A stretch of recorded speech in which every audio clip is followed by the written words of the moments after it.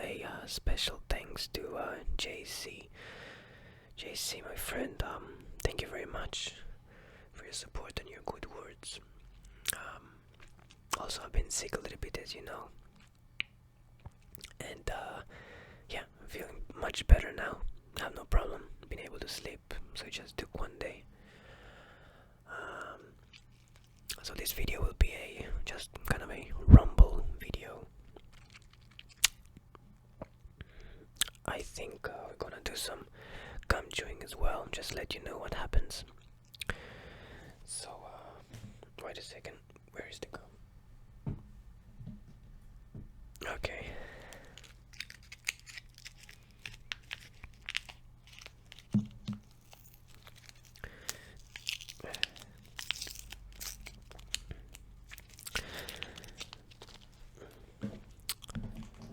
First thing, I just watched the new Modern Warfare gameplay.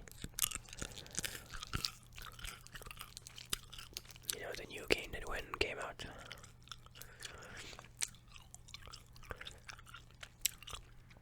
I watched the campaign.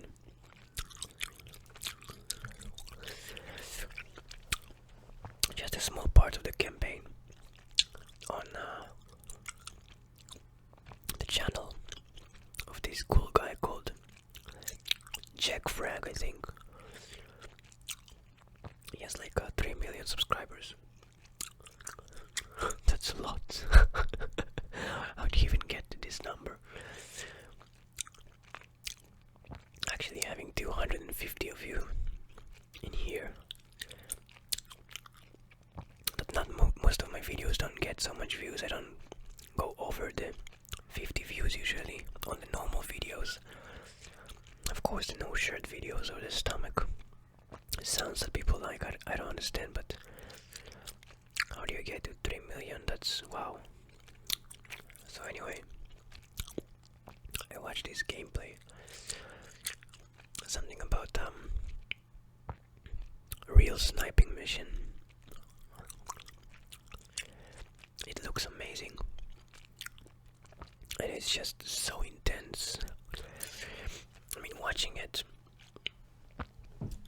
I started sweating. No, without spoilers. By the way, I don't know anything. It's just the first video I'm watching of this. I don't think I'm gonna continue because I wanna keep it spoiler free. But you have this flashback after the sniping mission, and you go back and see those children in a place that was attacked by the Russians. It's so gruesome and just sad. So before the sniping mission, I was sweating because of the intensity, right? It looks amazing, the sound and the adrenaline. So I was sweating like crazy in here. It's very cold. I mean, you see me, right? I'm having those big shirts on me. Usually I used to be with tank tops or just with no shirt at all because it was so hot. So I was sweating, and then I see this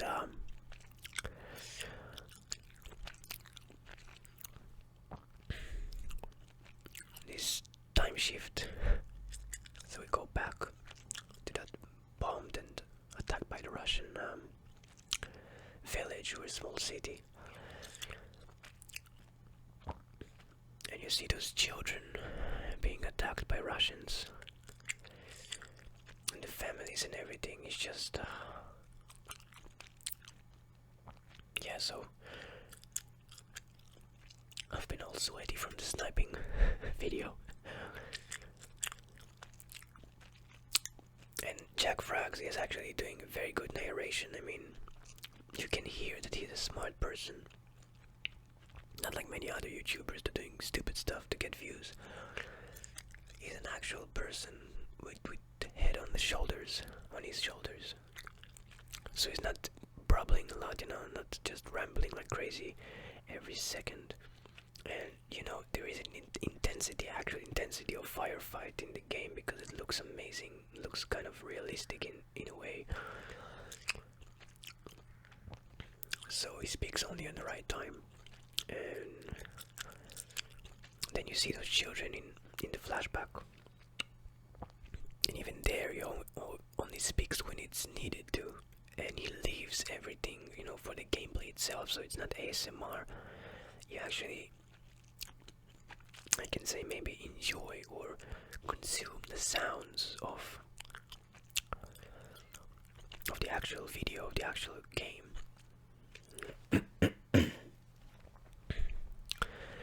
So I just stopped somewhere because it was too much.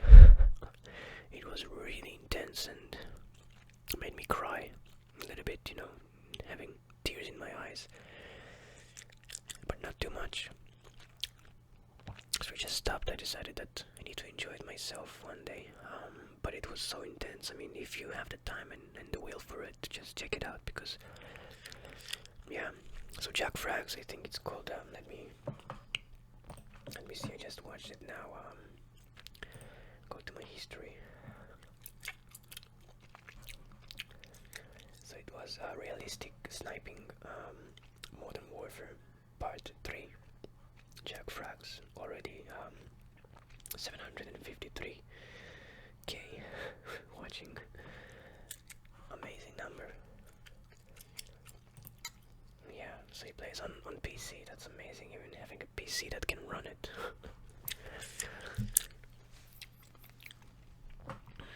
Yeah. So this is just lemon drink.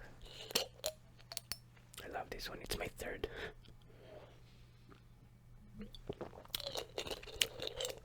So that's one thing.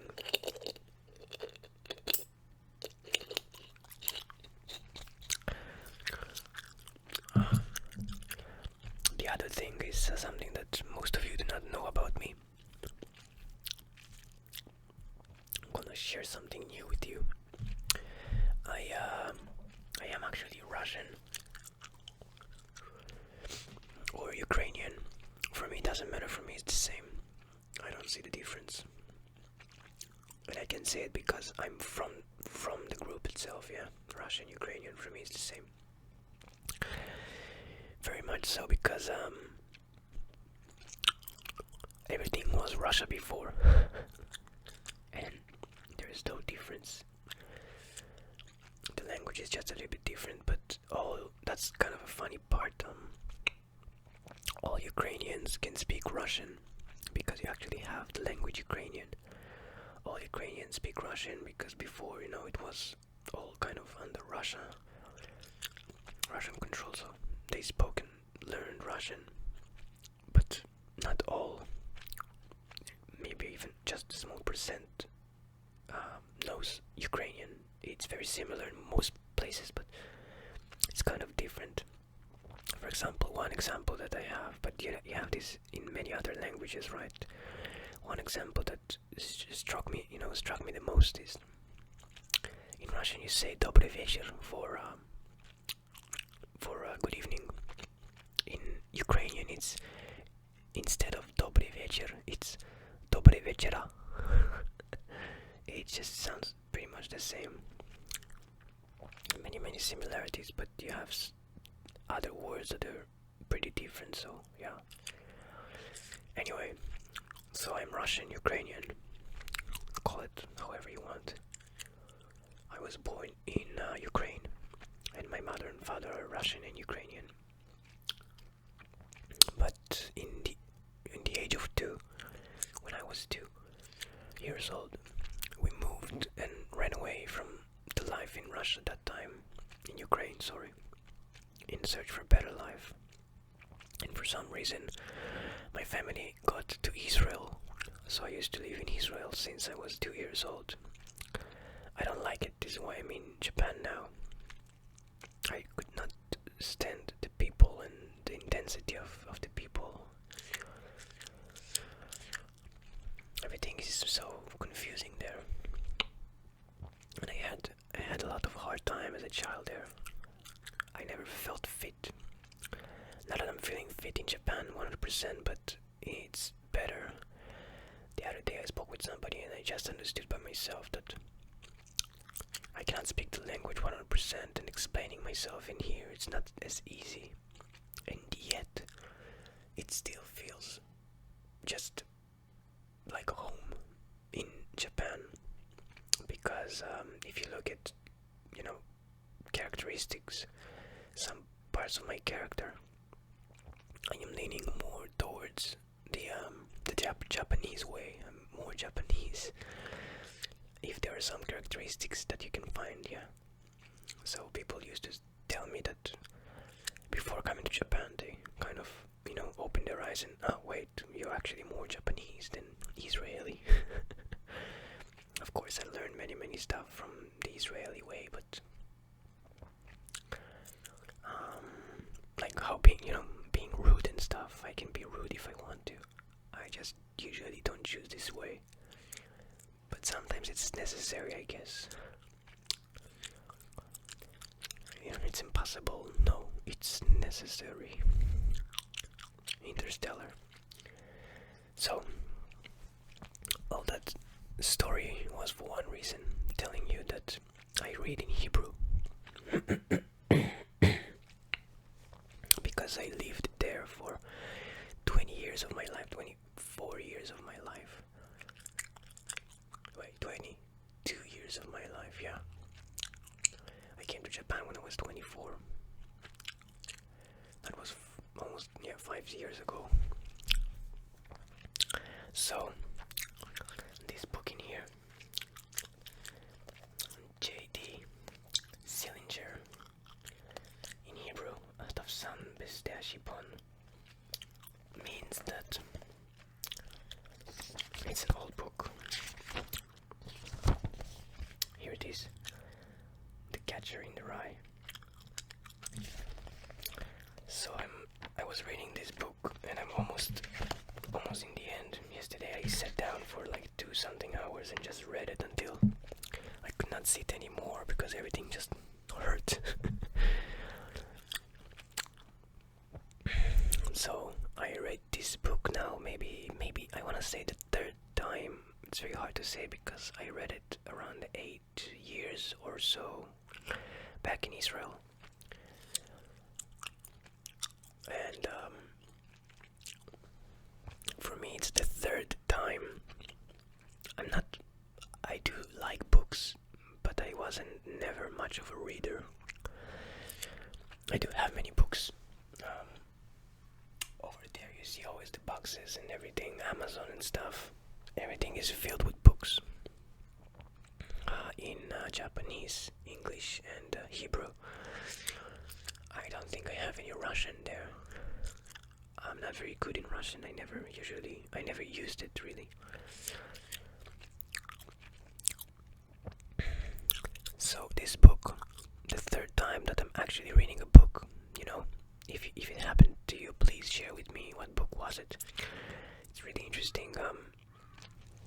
It's the third time that I'm reading a book, right? And just like in that movie, Into the Wild, the character there, I don't know if he actually said it somewhere, but the character says, or somebody says about him, that he likes to read books and come back to the books again and again because it feels like he speaks to an old friend. And that's the third time, the third book that it happens to me. Like The Catcher in the Rye is one. Another book is The Historian, I think it's called, by Elizabeth Kostova. And another book that I read also in Hebrew, very old one. I cannot really tell you the name in English because it's actually a book by a Polish writer. I cannot really tell you what's the name of it. It's about the 2 children that been kidnapped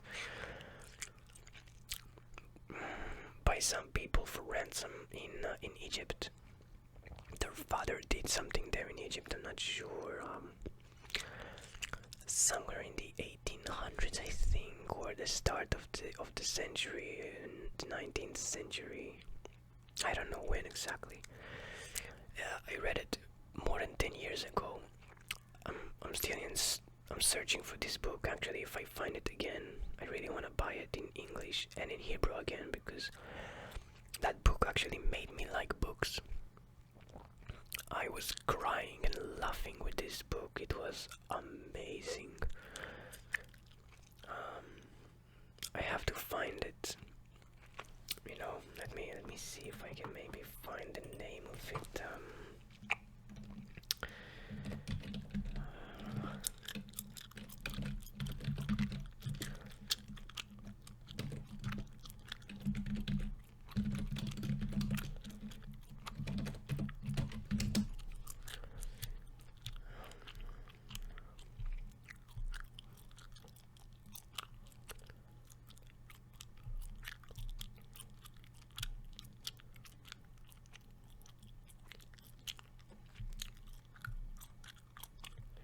I'm not sure if this is that. Henrik Sienkiewicz, isn't it? Oh yeah, I think it is. In Desert and Wilderness is a teen novel by famous Poland writer and Nobel Award winner Henryka Sienkiewicz. It's very hard to say. It was written in 1912. Plot set in 19th century, and it's about two friends. Friends, is it? Not brothers and sisters. A 14-year-old Polish boy, Stanislaw, and his 8-year-old friend Nella from England. She was kidnapped in Sudan. She kidnapped the kids, then go on a dangerous path through the desert, take them to Mahdi. It was in Sudan. Really, I remember Egypt. Yeah, it was in Sudan, right? I think one of the fathers, was working in somewhere in Egypt. They were kidnapped from Sudan, yeah. After some time, journey continues and gets interrupted by a lion attack. Oh yeah, so in Desert and Wilderness. Oh yeah, amazing. We found it together. Yeah, I'm gonna find this book in Desert and Wilderness. That was an amazing book. That's my favorite book.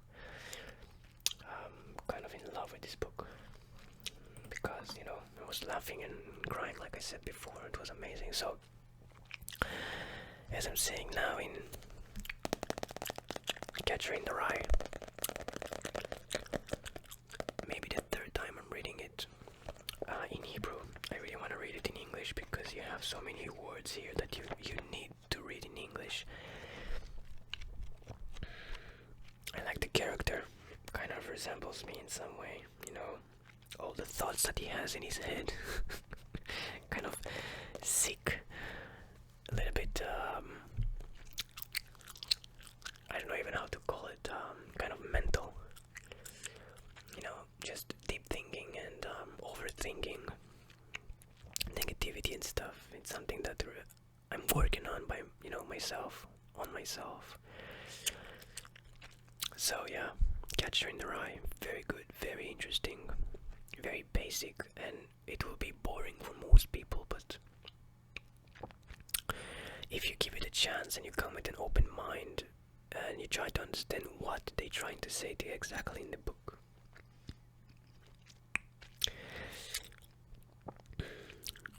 you can enjoy it actually, and it can become, an old, good, close friend. So you wouldn't read it only once in your life, you will read it a few times. Next time I want to read it in English, so I need to find the other book, In Desert and Wilderness. Oh, it was amazing. Can't wait. So yeah, just a little bit of rambling. I hope you're doing fine.